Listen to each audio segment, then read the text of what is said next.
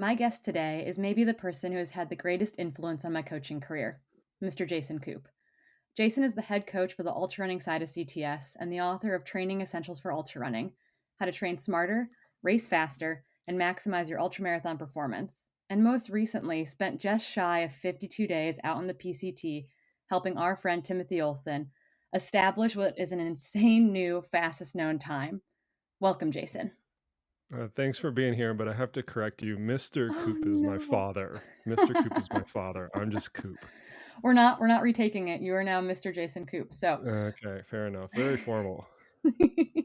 um so I think what everyone wants to know, what I want to know, how is coming back to the real world been? Um, well, Corinne, you know me, I like to stay busy. And so when I put this project on my calendar 2 years ago, by the way, because we initially started this pre-COVID and then COVID hit and we kind of kicked the can down the road and then settled on a date sometime early this year. When I put this thing on my calendar, I put it on my calendar just like I do any other athlete project. And okay, I'm going to reserve this space. I've already committed to this project with this athlete. Where are all the other open holes in my calendar? And so I had an open hole the week after that, the week after that, the week after that. So, getting back to real life, I've always found that when this is my fourth trip across the country with athletes, I've always found that I just do better everywhere if I just get back into life. And yeah, it sucks for a little bit and you're kind of playing catch up and things like that. But I like to take just a little teeny bit of celebration, maybe a day, and then just jump back into things. So I preloaded my calendar. I paced an athlete the week, that I got back. I'm pacing my wife this weekend. I'm going back out to Washington, driving all the way back out to Washington the week after that to work with an athlete at Bigfoot. So it's just, there's no rest for the wicked. I stay busy and I just get back after it. How's Liz doing having you home after being gone for 2 months? Two Well, plus months. Liz, my wife is awesome. So that's the first thing to say. She is absolutely awesome. We have been together either as boyfriend, girlfriend, or husband, wife throughout all of those previous three expeditions that I was on. And so she knows the gig. I always invite her to come out for these things, and she declines because she knows how intense they are, and they're not for her; they're for the athlete. And my focus is on them and their 15 to 18 hour work days and everything. And so, being a strong, independent woman, she went out and backpacked and hiked and trained for this 100K that she's doing this weekend. And she has no problem with it. She obviously misses me, but she takes the time and just does cool things for herself. I get it. I never went to a single one of Steven's national or world championship races for very much the same reason. It wasn't about me. And so it's like, Yeah. you have to do like I think that is a way to show support for sure, is knowing when it's a good invite to take and when you're like, no, I'm going to support from here. I can support from home pretty easily. So, Yeah, you're right. It's the highest form of support because it's sacrificial support, right? I'm going to give up time with my loved one in order for him to, help out this athlete, advance his professional career, and on and on. So I'm very grateful that I married up. Let's put it that way. well, we love Liz. For people who don't know Liz, you'll see her. She'll be at an event, and she's the most, I don't know. I think she's phenomenal. I got to see her at Western States and at Hard Rock, and was so good to get to see her out in the real world. But I guess, we're talking about Tim's PCT effort. That's what you've been gone on, and I totally forgot that you're right. It was supposed to happen last year, and the pandemic totally derailed it. So this question, I think, is even more, I don't know, it has like monumental qualities to it. So we've been talking about this a little bit. We talked about 200-mile races earlier this week, on your podcast. And we talked a lot about, you got to make a jump in distance. You're making a jump from the 50 miles to the 100-mile. You're doubling, right? You're doubling the distance. But how do you take that and then you're not even doubling it, it's exponential growth? How do you get an athlete to wrap their mind around it, and then how do you get an athlete to wrap your mind around it and then push it a year and have to wrap your mind around it all over again?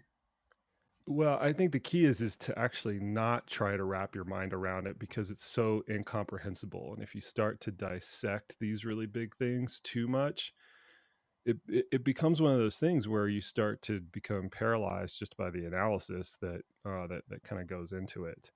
You know, we use this cliche to stay in the moment, you know, a lot in athletics, you know, be present, stay in the moment, and things like that. And I think that becomes an exponentially more important skill as the duration of the event goes up. And the science actually teases this out, and I've written about this before, where we're actually quite good at doing tasks where we can consistently evaluate where we're at, how much longer the task is going to take, a time trial or a race or interval workout or something like that, and metering our efforts based off of that. It's called the perceived exertion endpoint interaction.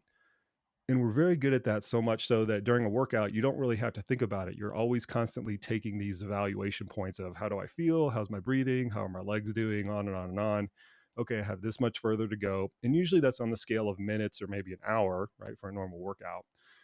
And we're good about adjusting and metering our efforts in that fashion, taking that evaluation point, drawing an imaginary line in our head from that point to the maximum amount of exertion that we're willing to tolerate, and then adjusting the effort accordingly. When these races get so big that the space between that evaluation point and the end point, it's almost esoteric, right? Because you're talking about 51 days, and the first day is hard. The first day is like a 55-mile day in 95-degree weather. I mean, that's a hard run right there. Like that would take 3-4 days for most normal people to recover from. And that's just day one.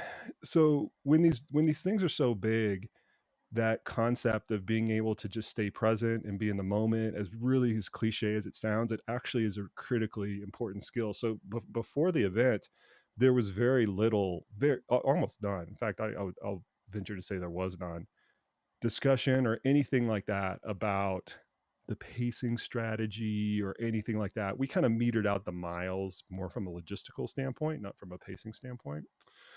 Um, and that was very deliberate because I didn't want the focus to be on, okay, I'm going to push here, I'm going to go easy here, this is a so and so what kind of whatever day, because all the focus just needed to be on that mile, that day, that section, whatever little compartmentalized component that we could that we could really focus on. So if anything, you're trying not to wrap your head around it, especially from an athletic point, from the athlete's perspective. Now, from the crew's perspective, we took a logistical wraparound. And the anchor of those logistics was, where could we get all three of the vehicles that we had? We had an RV, we had a suburban type of vehicle, and then we had my four-wheel drive van. And so based on the data that exists around the PCT and where all the little different access points were, we took those three kind of critical puzzle pieces and we just looked at where we could get them, right? Where can this vehicle go on this road? Can that vehicle go on that road? And we started to piece together the logistics kind of from that anchoring point of where could all the vehicles go. Yeah, I feel like that's like being stuck between mile 60 and mile 80 of 100 for 50 days. Like you're so far in and you have so far to go that mentally it's a really hard place to be. And you're right, if you're not just in the moment, I can't imagine, you talk about like, well, like you can push to a certain point, you know how much further you have to go in a FKT like this where you're going beyond, a couple days. You have no idea where that endpoint is, right? Like it could go on No. indefinitely. Yeah, it actually kind of manifests with the through hikers as well in this really interesting way. So the through hiking community is great. There's about 5,000 people that get permitted for this in any one given year. Maybe about 80% of them end up doing some or all of it. And different people kind of come back and piece together through hikes. But one of the really interesting things that kind of unfolded is the community, as they're going through, will make mile markers out of like sticks and rocks and things like that. And so at the very beginning, you'll see them every 100 miles.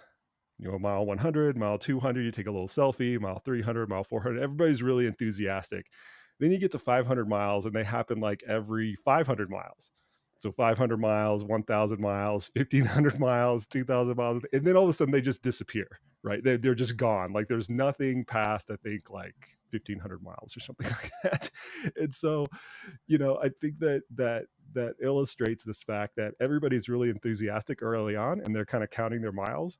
But then after a certain point in time, due to so many people just kind of dropping off the trail or the attrition rate and things like that, and they just don't care anymore, right? Their logistics become, where's my next resupply? Where can I get food? When can I get a ride into, some small town or whatever? They just stop caring. So it was really interesting in the same way we were trying to keep Timmy in the moment the entire time. These through hikers who were less experienced athletes, right? In almost all cases, these through hikers, they were going through that perceived exertion endpoint interaction literally, and the outward manifestation of that was creating these ad hoc mile markers with sticks and rocks on the side of the trail. And then after a certain point they just stopped caring. So anyway, I thought that was a really interesting parallel to see unfold throughout the entire 3 weeks, just in these like mile markers that the community would come up with. That's so interesting. And I can like picture this happening out on the trail too and just get a huge kick out of this middle section of just like, oh, we are in Oregon and we have so far to go to get into Washington and get up to that Canadian border. So I Yeah, I mean, you tend to want to spike the football pretty early. Like halfway through, there's a little trail marker. You want to spike the football. You get out of California, which is a really big state, and into Oregon. That's a pretty big marker, and you want to spike the football. And then you get into Washington, where there's 400 or 500 some odd miles to go, and you think that that's insignificant because you're comparing it to the whole. But with these types of things, you always have to remind yourself that every day is hard.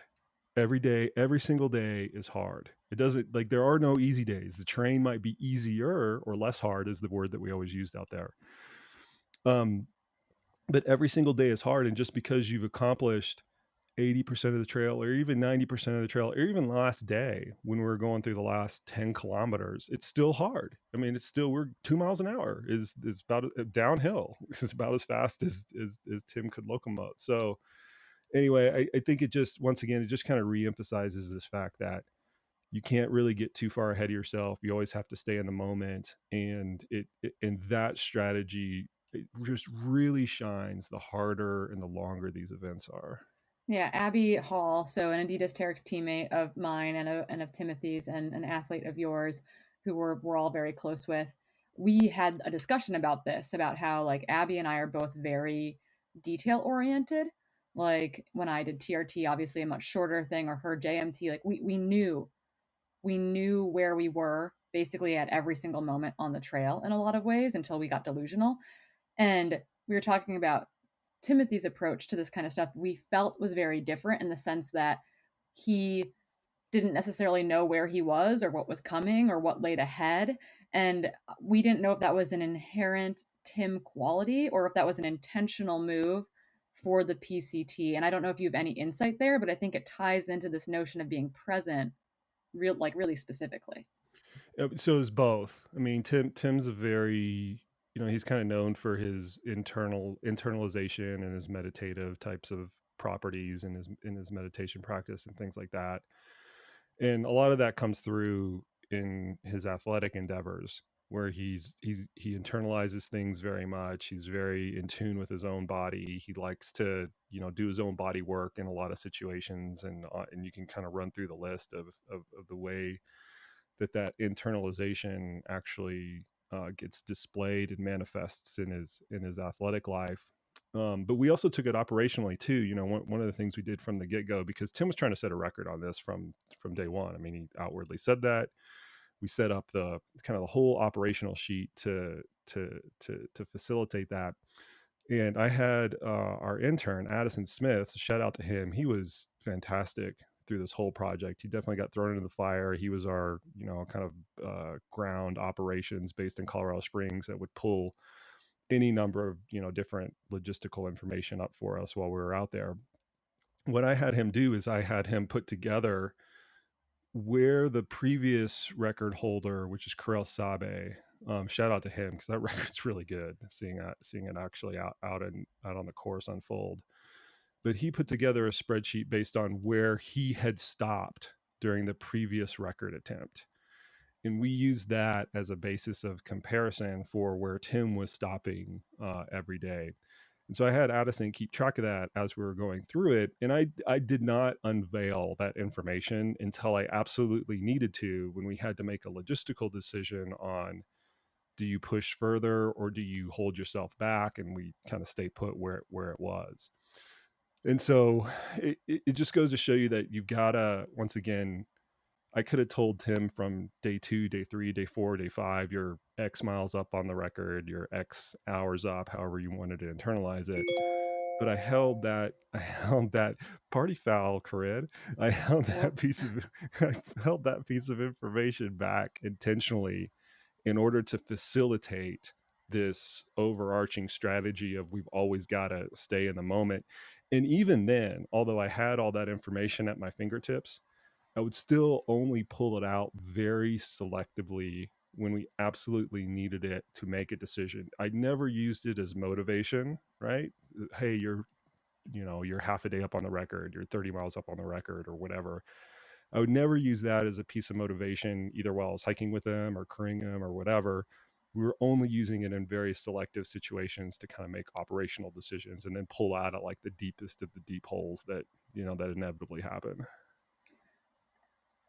I'm just like I'm still trying to wrap my brain around Tim's feet, and I think it'll take all of us a long time to do that. And I love that you point back to Carl's previous FKT holder of the PCT, saying like, I didn't necessarily realize how stout it was until I watched it unfold with Tim. And I think that speaks volumes, and that will probably speak volumes to Tim's record going forward. And the next person that's going to take it, it's going to be like the AT too. It's going to come down by a couple hours, if Yeah. anything, right? It's going to be, we're chopping away at an hour at a time potentially, as opposed to days at a time at a record like this at this point, which is kind of baffling as we push that like limit of human kind of ability over the long haul, particularly locomoting via your feet for so long. But one thing I think that's really interesting about Tim's FKT too, and this is their family and their, maybe the way that they function as a family, the Olson family.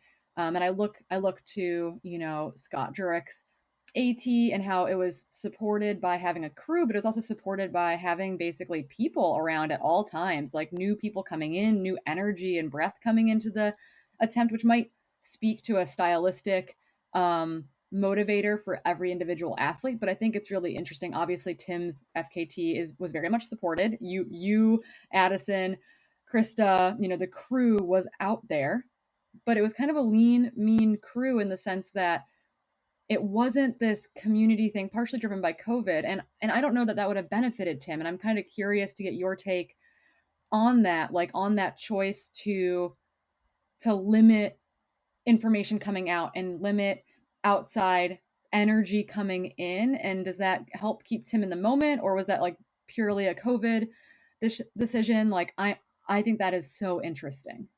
Well, the biggest part of it is we just didn't want all these different people kind of coming in and touching the project, because the way Tim operates, he's very independent.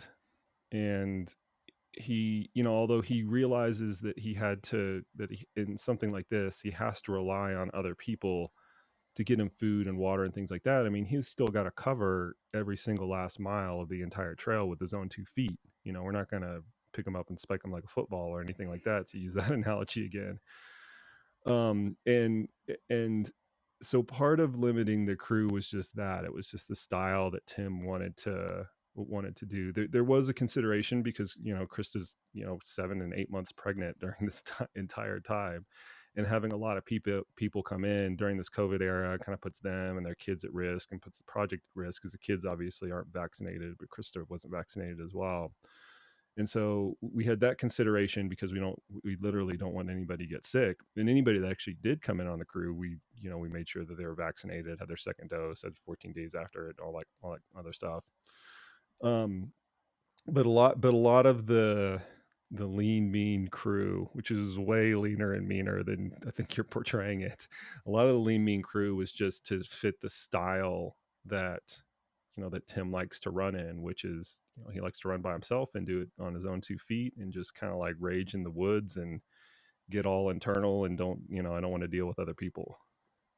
Yeah, I mean the crew was so lean and so mean, and I don't know if like when this will really like necessarily come to light or just like be seen by the public. Was like I was personally worried that you were going to get injured or something was going to happen to you, and that the project would fall apart, because I know that you were hoofing in, a big pack with a bear canister in it and all that kind of stuff. And we can kind of jump ahead of some physicality, or we can come back around to this topic too. But like I think you learned a lot out there about supporting athletes potentially. And I find this concept really interesting of like Tim had to be in charge, right? Tim, like you had to give that responsibility back to the athlete, but at the same time, like you have to take care of yourself out there. And I don't know how you can like that's a very fine needle to thread as far as like this thing working, over 50 plus days.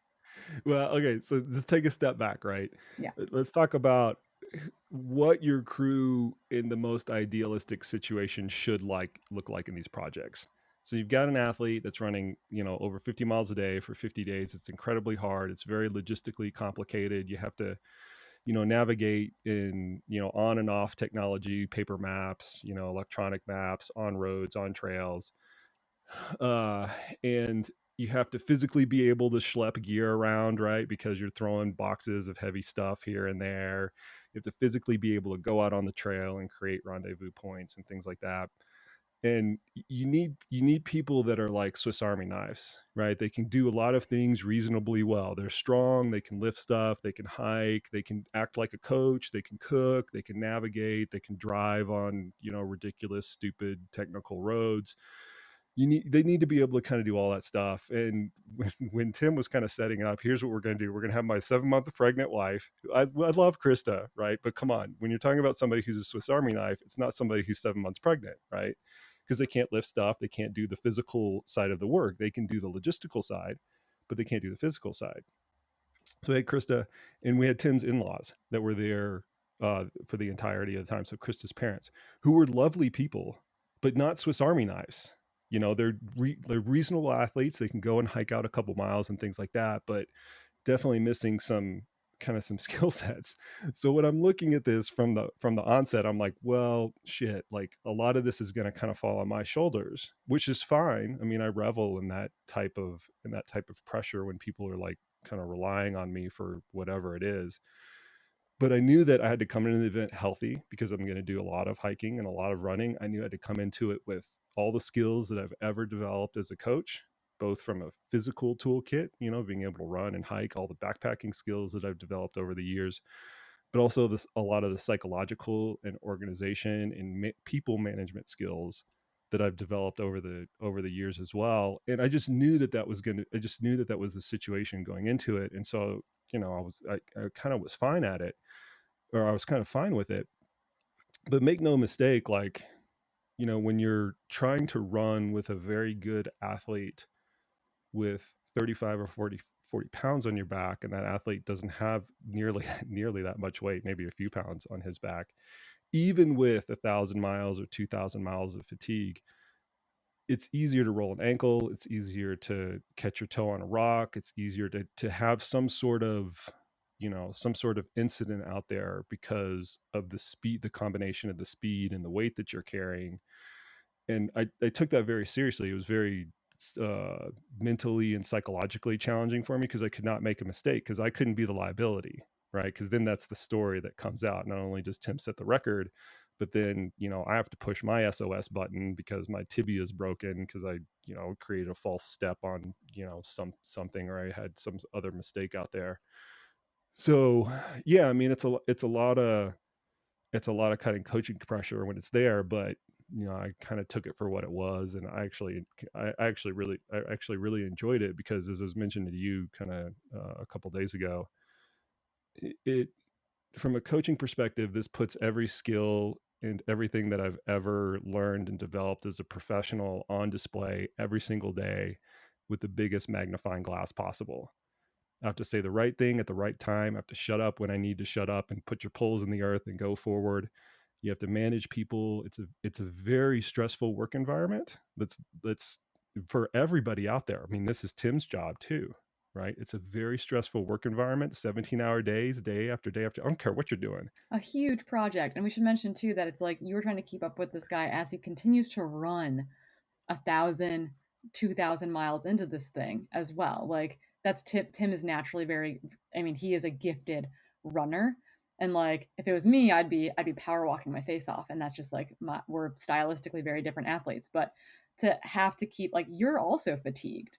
Like going into that and knowing that one, like there's pressure on everyone in this situation. To have to like juggle all of that seems almost impossible. Well, so here's the deal though. Tim's days are always harder. Like, yeah, the crew gets fatigued and it's tiring and you're kind of sleep deprived and you get frustrated because you have a flat tire or whatever. All those things kind of happen. But you always have to realize that the athlete's day is harder. What they're doing is physically harder. It's more important to the project and it's more difficult physically, psychologically, kind of all those lines. And when you frame it up like that, you just suck it up. Like there's just nothing else around it. Like these environments, there there's not the time to go, okay, let's talk about your feelings, and like let's sit down and have an intervention, and okay, I'm going to compliment sandwich somebody, try to psychoanalyze kind of what's going on. It's like, no, let's just get the job done, let's put our heads down and go to work, because there's not enough time to for any of that, excuse this term for all the sports psychologists out there, there's not enough time for a lot of that like psychobabble and babying people, just because you're physically moving for 17 hours a day, and that doesn't spare a lot of time for anything else. Well, it was a job. It was a job. It's Like a job, you're it's out work. there, you're close with this family. Obviously, I know that you have a long history with the Olson clan, let's say, and but at the end of the day, it's a job. The days are No, it's hard. work. There are days Yep. where you're frustrated for sure, but at the end of the day, it's a job. Like you guys are out there to accomplish this very specific mission, and it's like the mission comes first, which I don't Well, know and for makes sense. I approached it as a work trip, right? I mean, I looked at it in every sense of the word as a work trip. Every day is a work day. There are no days off. It's a work trip. It's not a vacation, because people would contact me, "Oh, is it so cool? Did you get to see anything awesome? Like, how are you training for the Tahoe 200?" Right? Like worried about, like, no, this is a work trip. I don't give a shit about my training. It's not my camp. It's not my, it's the phrase we use at our training camps. It's not my event. It's Tim's event. I could care less whether I ran 1 mile or 100 miles or 200 miles or whatever. This is a work trip. And that, I think that it's easier for me to say this because I'm a professional, right? This is what I do for a living. But other people that are crewing athletes in this other situation, that's kind of the trap that they fall into, is they don't view it as a work trip. They view it as, oh, I'm going to get in a 50-mile training run and pace my friend at, kind of whatever.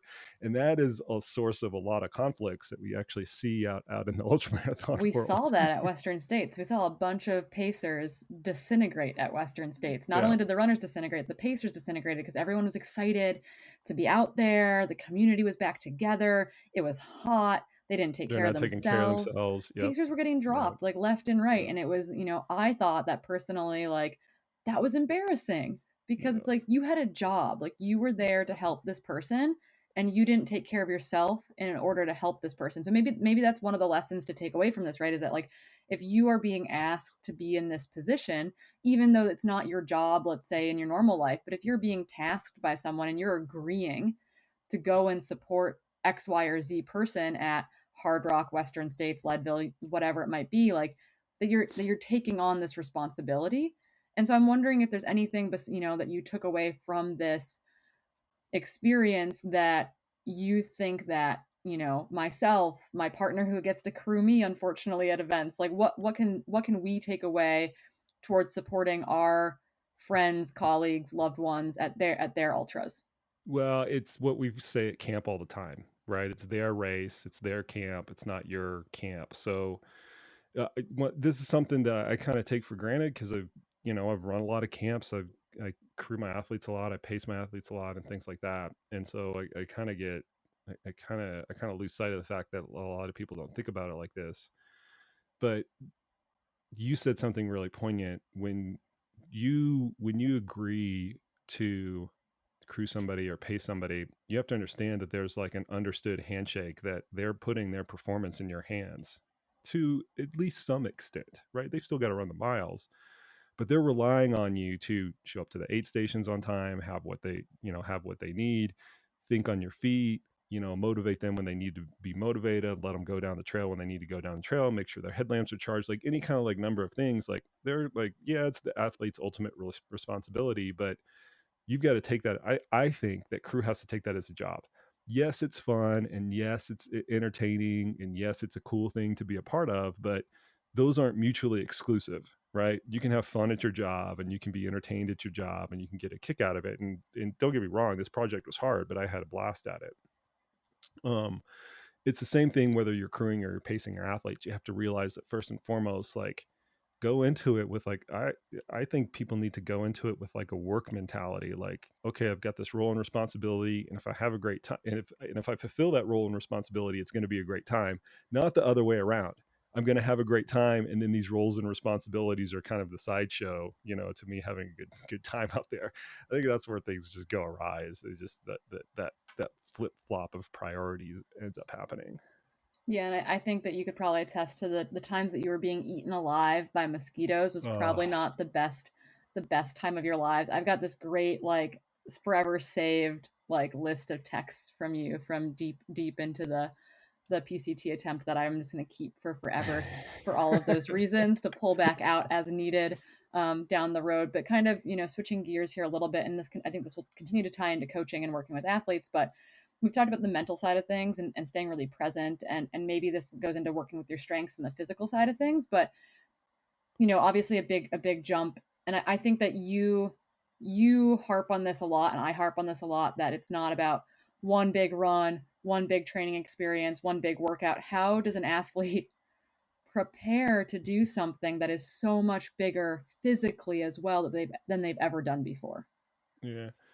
Um, so if you want to try to relate it to normal ultramarathon training, there's always going to be a gap between the amount of miles and time that you can do and how much that prepares you for the event. There's always a gap. You can never close it. You can never be completely prepared. You can get as close as possible. That's what we try to do as coaches, and that's what smart athletes try to do with smart training programs.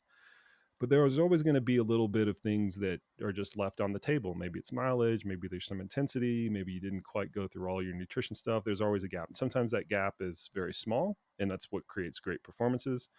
And sometimes that gap is really big, and that's what creates DNFs. In this situation, you have no choice but to have a big gap. It's almost set up for failure from the get-go because of that, because you can't do enough miles, you can't do enough time to completely physically prepare for this because it's just so big. So as an example, Tim did a training camp in advance of this, and it was 7 days. We did it out on the Kokopelli Trail. 7 days, it was kind of 50-mile days. And I remember looking at that, and I can't remember the exact timing of it. Maybe it's like 8 weeks before the event or something like that. And I remember looking at that going, I think that this is too much. Like I looked at it from through my coaching lens, and 250-mile week on the Kokopelli Trail, which isn't the hardest trail in the world. But I kind of felt like that amount of training would be too much and he wouldn't have enough time to recover from it. And it was only a week. It's 300 miles or 350 miles or something like that. And so to say that is going to be too much, and that's just that just represents a small fraction, 1/8, right, 1/7 or 1/8 of the entire event. It kind of brings out the absurdity of the whole event itself. And so I think that's the first thing, is you just have to understand that there's going to be a gap between between the amount of miles and the physical preparation that you can do and the event itself. And what that then sets up, it takes all of the training pressure off, because that's the instinct that everybody has when they go into an event where that gap exists, is they want to do more. They always want to do more. And at the 100-mile distance and even the 200-mile distance, you see this where people they want to stack up 40-mile training days and these, back-to-back long runs and things like that.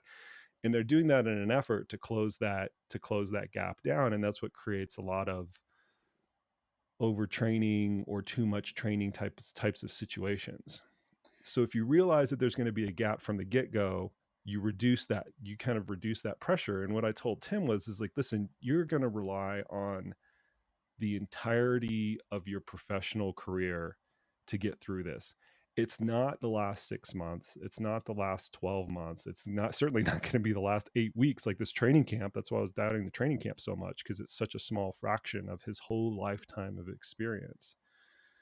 And that was kind of the attitude that we went into it with, where I was giving him very little, if any, precise prescription. And what I mean by that is go run exactly 2.5 hours with 3,000 feet of climbing or something like that. The training was very generalized in hike more, run less, run with your pack more, go out and set up your, bivy in your backyard. Those kind of like generalized things are what we do, what we're doing for training. And the reason I could do that is because I just realized that as specific as as I could get as specific as I wanted to, but that wasn't necessary in this type of situation, because the lean is on an entirety of mileage, not necessarily the last 6 months. Yeah, a lifetime of preparation. And I've got a couple athletes who are dealing with niggles right now, and they're close to a big event, and I'm like, you know what? Like, this weekend of training doesn't matter as much as all the training we've done Yeah. leading up to this point, and trying to lean into that. But I think the natural inclination, right, is that you want to close that gap. I don't know how many athletes are training for a 50-mile race and they're like, well, I need to do a 40-mile training run. And they're trying to close that gap really, really tight, which Yeah, is impossible as the distance goes up. So the one thing I think that's interesting that's with fine. this training camp, though, is this idea that maybe it gives you an opportunity, or maybe like these back-to-back weekends give you an opportunity to practice some of the things that you want to put into action during the long race or the long event, like nutrition and that kind of stuff. And I'm wondering if that is the one, even though physically it might be too much, are there things that you can get out of it that are really important to event time or race time? Yeah, so what we got out of that was there was probably a little bit of a training bump. I don't want to trivialize that, because it is a big ask, right? A week of 50-mile days.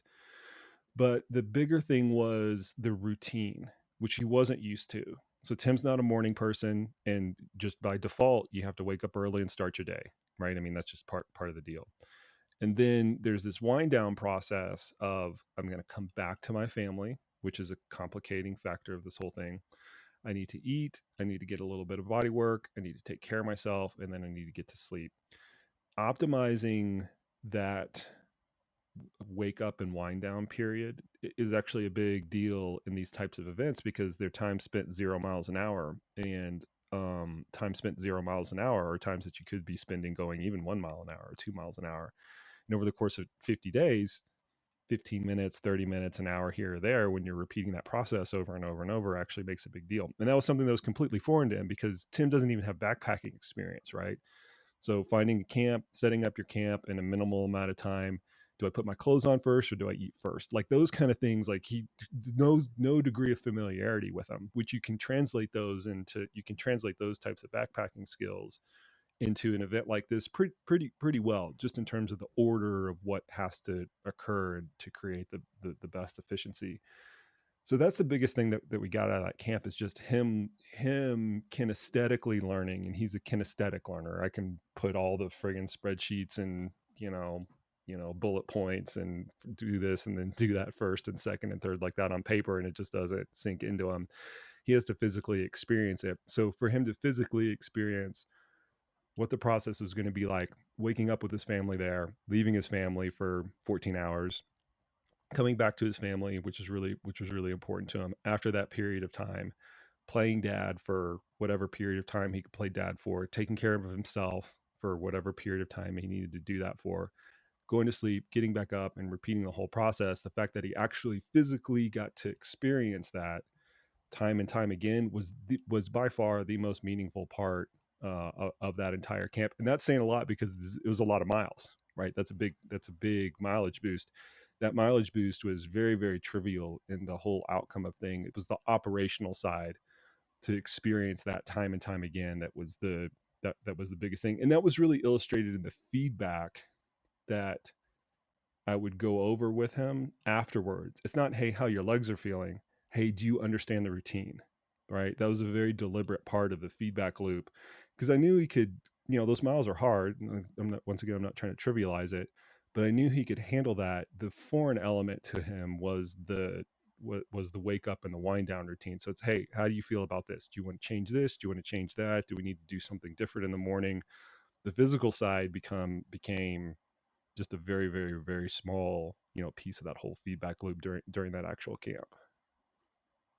And then I guess on top of that too, it was an opportunity to practice like how do I want to carry food? How do I want to eat food during this? And I'm sure that changed dramatically between the early days and the early weeks of this project and the end of it. And we've seen that before in other big long trail attempts, right? Where they're like, give me a hamburger. Like I Yeah. want fast food. So I'm curious to know too, like obviously this very naturally probably changed throughout the course of a big long attempt like this, but I know that you all went in with a plan, and I'm just curious to know how you all adapted very quickly and as needed until like while things worked or didn't work.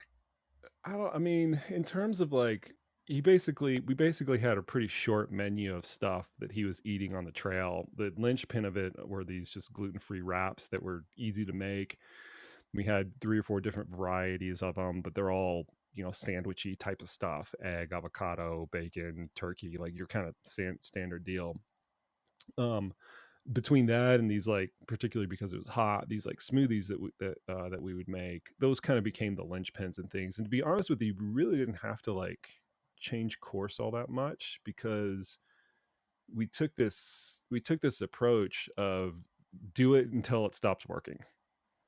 We weren't trying to predict, oh, well, he's going to want pretzels in, 12 hours. Like, that type of game is a fool's errand. Like, like, this whole prediction game is just total nonsense in these types of environments. You need to be prepared, but predicting it always gets you in trouble. So we stuck with those things and just kind of rotated them in and out. And Tim, full credit to him, he realized that was part of his job, was to eat. And even when he didn't want to, he just sucked it up. We have very little times where it was like, dude, like, let's try to do this radical thing or whatever. We had very, very few times of those from a nutritional perspective. Everything was multitasked, right? You're getting a massage, you're eating. I'm working on his feet, he's eating. He's tying his shoes, he's eating. Walking down the trail, he's eating at the same time. So that became an essential part of the multitask that I was actually really happy for it. I think that was one of like the linchpins in success. The fact that he probably only lost maybe like, I don't know, 12 or 16 pounds throughout the entirety of the deal, which is not that much considering the caloric output. And you just can't stay on top of your calories. It's just impossible for that long. Yeah, and he's not a big person No. inherently, but I do know other through hikers who will intentionally gain a little bit of weight before they go out on the PCT because they will, Yeah. particularly people who are more traditionally backpacking it, like they will lose weight over time, and just trying to maintain some of that definitely becomes harder, and it's exponential. I feel like with someone like an athlete like Tim who's moving covering so much ground during this, which is just kind of baffling that he only lost that much weight Yeah, over the he did a course of good that. job eating. He didn't do the best job gaining weight in advance. That was something that I wanted him to do, was just put on some body fat in advance, and that didn't happen quite. I mean, it happened, but just not to the extent that I really wanted to see it. But it was fine. That, like I said, he did a great job managing his caloric intake, and there were very few times we were really trying to force it. And fortunately, he had people on his team that kind of know him really well, right? His wife, who, sees him eat every single day, she could tell me, hey, let's do this. Because I'm not there for that day to day type of routine as much as she is. Yeah, very And I had intuitive. very intuitive, right? And so then I had the capabilities in my van to kind of basically do everything, because I've got a cooktop and a fridge and stuff like that.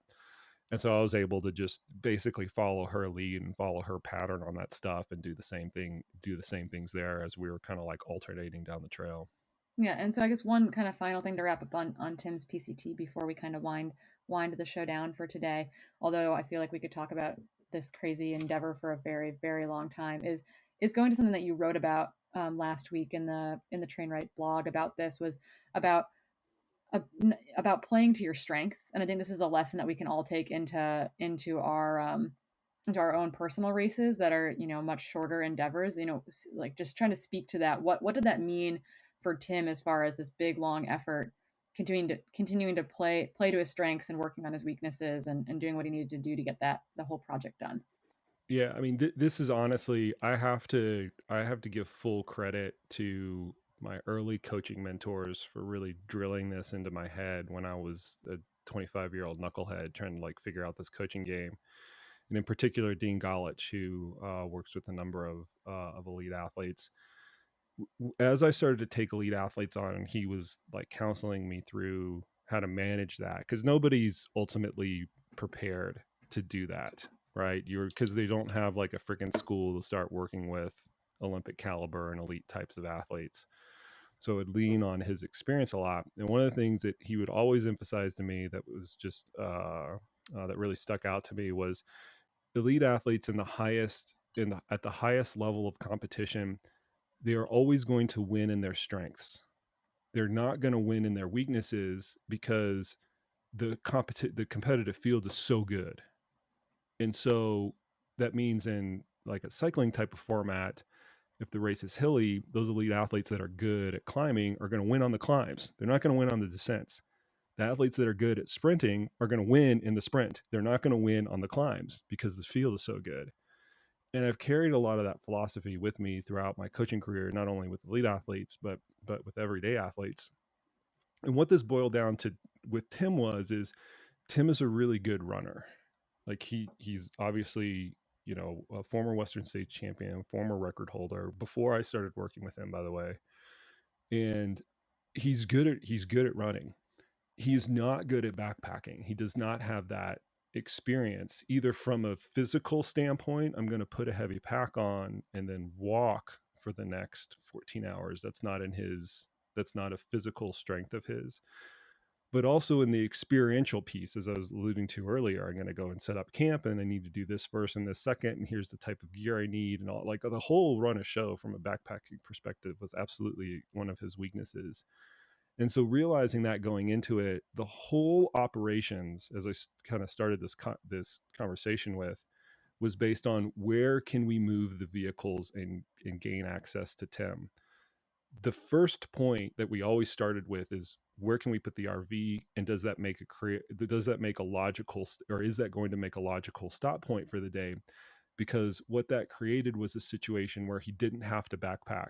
He could run as much as possible. He could put on a small pack, and he didn't have to worry about am I going to eat a Snickers bar for dinner type of deal.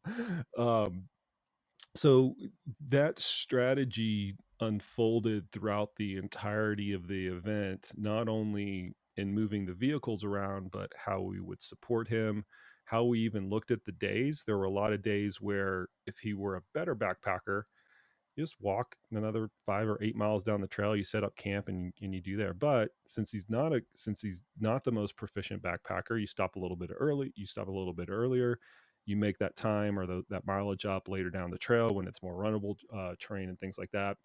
And so it became one of those things where, because the event is so hard, you have to do a better job at keeping the athletes away from their weaknesses, because the more stressful and the more physically demanding the event is, those weaknesses get harder exponentially. So their strengths don't necessarily become weaker exponentially because they're really good at it and they can adapt it. So Tim can run in the heat, he can run in the cold, and there's very little difference, right?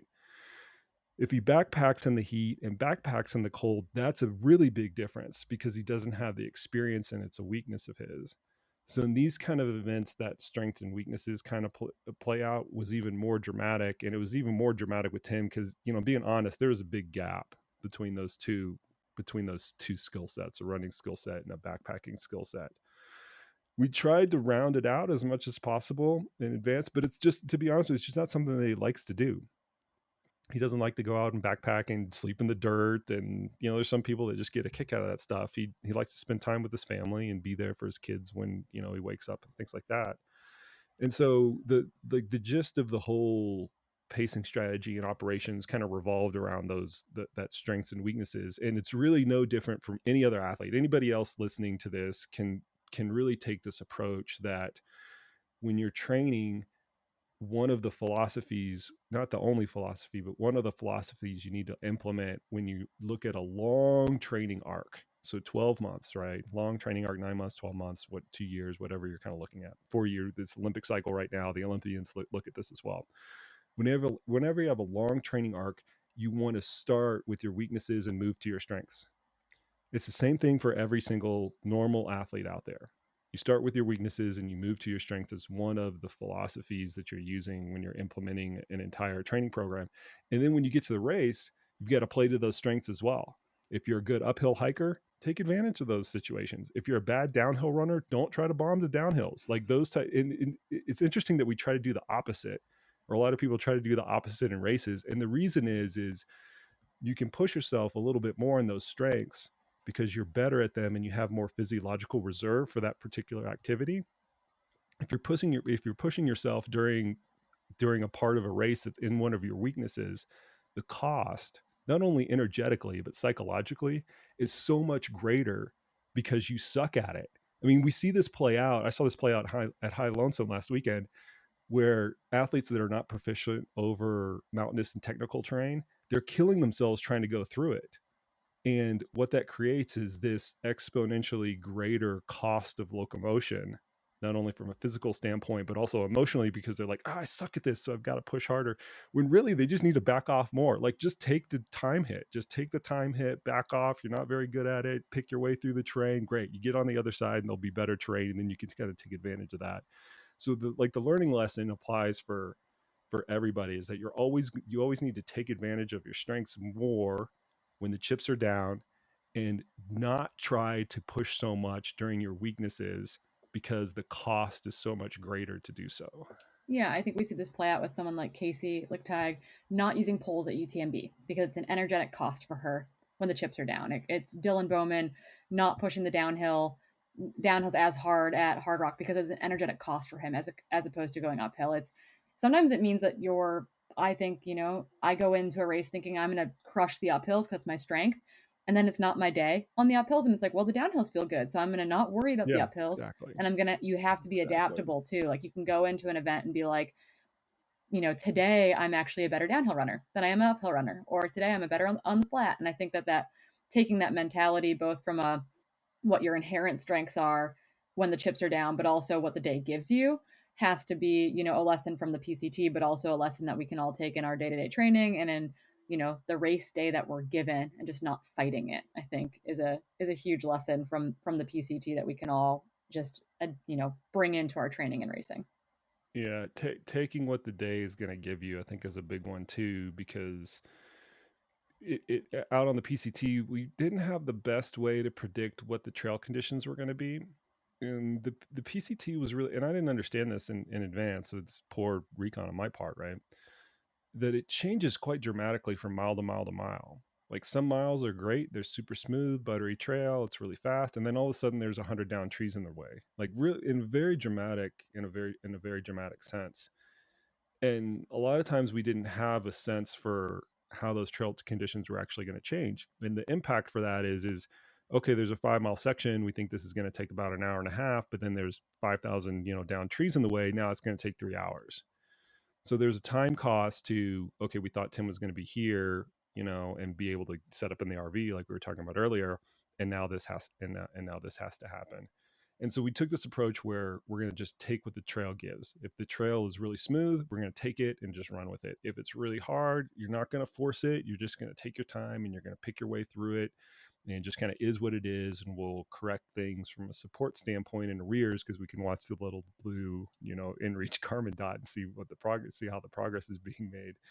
It's the same thing in any other race, right? You've got to take not necessarily what the trail gives you, but what the day gives you. If you're feeling really good, take it and keep running. If you're feeling really bad, you don't have to push it, but you need to course correct. And then once you've course corrected, take what the day gives you again. Those ebbs and flows are always going to happen, and all too often we see people not taking what they're given and just trying to like brute force their way through something. And that's what makes one problem five problems, right? When you see that out in an ultra marathon setting. So I think that's a big learning lesson. We kind of took that to heart operationally from the get-go, and I think we did a good job managing it. But from people from the outside looking in, a lot of this is just what's in front of you. Okay, we're going to take that. Okay, something bad, your stomach turns. Okay, just solve the problem. Don't force the issue. Just solve the problem, get the problem solved, and then move on from there. Yeah. So what I'm hearing from like our big summary takeaways from the PCT are things about staying in the moment, staying really Yeah, present, not getting ahead of yourself, yeah, playing to your strengths, particularly when the chips are down, taking what the day gives you and not fighting it, like not trying to fix what's not yet broken. And then particularly from the support standpoint, right? Like it's your job. If you are being tagged in to help someone, it is, you're there to do something that's very specific and very important, and you got to kind of take that seriously. And so to me, like, am I missing anything there? Is there anything that anyone else should be taking away from this besides kind of those big key takeaways? that's a brilliant summary, Corinne. If people wanted to apply the lessons, no, I'm not going to add anything to that. That was really good.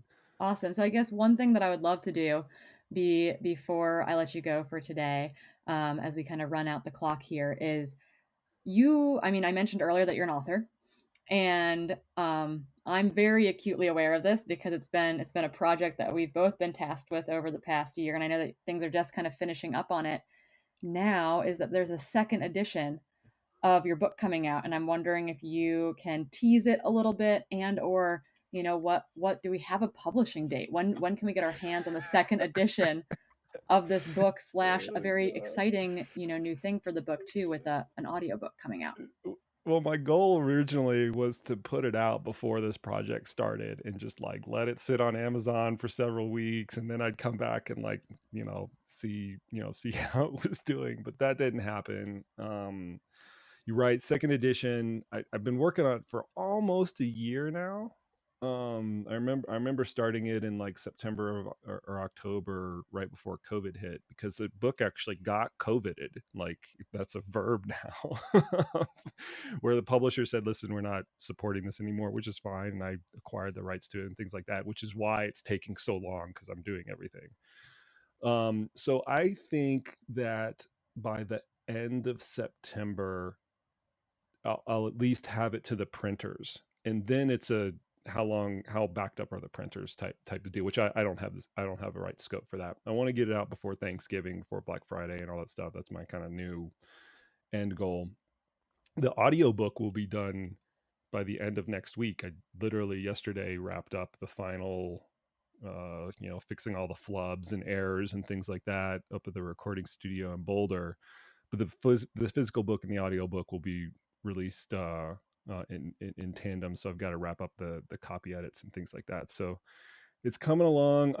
I'm really psyched about it. I put a lot of new content in there that I was not that kind of either got left on the cutting room floor in the first edition, or stuff that I just didn't do very well in the first edition. There's a whole chapter on mental skills there, which is, I listened to it just a few days ago. It's I hate listening to my own voice, but this one I was really psyched to listen to it. I'm really happy the way it turned out.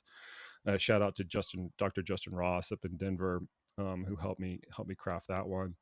There's a whole section that you wrote, Corinne, on female considerations for training, which I'm really excited about to have that actually carved out. There's a whole nother section that, Corinne, you were largely responsible for in adapting to environmental conditions like altitude and heat, which everybody's really keen on. There's a whole section on training for 200 milers. So it's going to be a little bit of a brick. Nobody's catching my gist right now. It's a big book. It's 150,000 words. It'll be 350 pages after it's all said and done. But I'm just really psyched with with how the content has turned out to date. So hopefully end of September is when everybody can get their hands on it. I know that's a big tease right now, being just early parts of August. It's August, right? We're in It August is already. August. It is Okay. finally August, or suddenly All right. August. So Okay, suddenly August for me. June and July naturally just kind of went, came and gone. But yeah, I'm hoping I can kick all that stuff out and have it on Amazon and we know we'll by the sell end at by the least end of like September. 4 copies, right? You'll get a copy, Jim will get a copy, I'll get a copy, all the in-laws will get a copy. So we've got like a dozen books pre-sold essentially at Yeah, this point. yeah. Yeah, well, this one's a little bit bigger because I'm fronting the money for the printing, so I got to figure out exactly how many copies we're gonna sell. It's a little bit different when you work with a publisher and you're not, forking the checks over yourself, and you're just, looking at the commissions and arrears. So, I don't know. I mean, I was really happy with like how the first book was received in the community. Having your work out there for forever and perpetuity is always, whether it's in a podcasting format or a film or a book or things like that, has always been a little bit nerve wracking to me, because that eternal sense of this is going to be sitting on somebody's shelf for forever and they can kind of like scrutinize it just honestly makes me kind of paranoid. But it was received, it's been received so well. I never thought in a million years that a second edition would be viable, because I didn't think the first edition was going to be viable either. But people Whatever. keep We've coming already to this. signed on. We've already signed on for a third edition, so I think you're uh, fine. Yeah, I don't know. This is one of those things where it takes a an appreciable amount of amnesia to work through to do the first one. I forgot how hard writing is. Like, I just got the copy edits back from an actual, with all due respect to you and our co-author Jim Rutberg, an actual authentic copy editor, and it's the most humbling experience ever, because they're giving you advice on, not advice, but they're telling you how much you screwed up the English language that you've been, writing and speaking for 40 years. And it's just a lot of red, I mean, this is no other way around it. It's really humbling. It's a really, really humbling experience, but I'm grateful for it. And the final thing that I'll mention, and this is a testament to you and a number of other individuals, Corinne, is this was a team effort.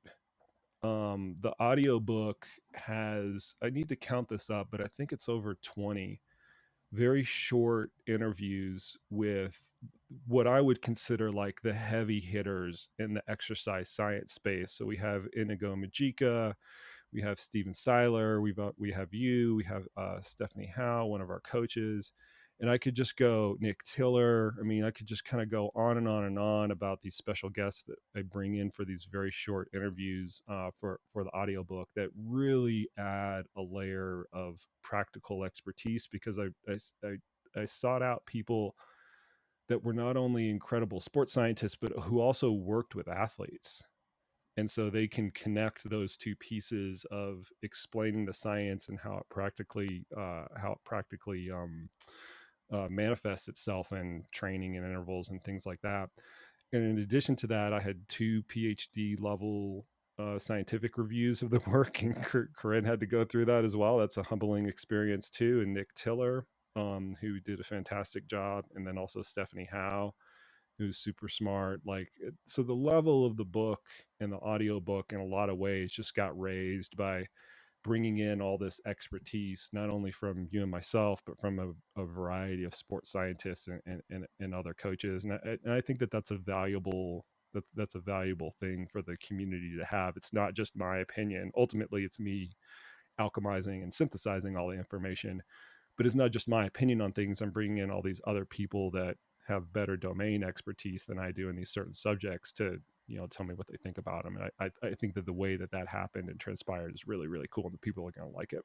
Yeah, having gotten to reread and re-download, this huge file over and over again onto my computer has been quite the experience, and I'm personally so excited to finally get to hold this thing in my hands very, very shortly. I think we'll all be waiting with Very bated shortly. breath to very, very No short. I mean, pressure. it's a month. It's fine. 2 months, 3 months, No maybe. pressure.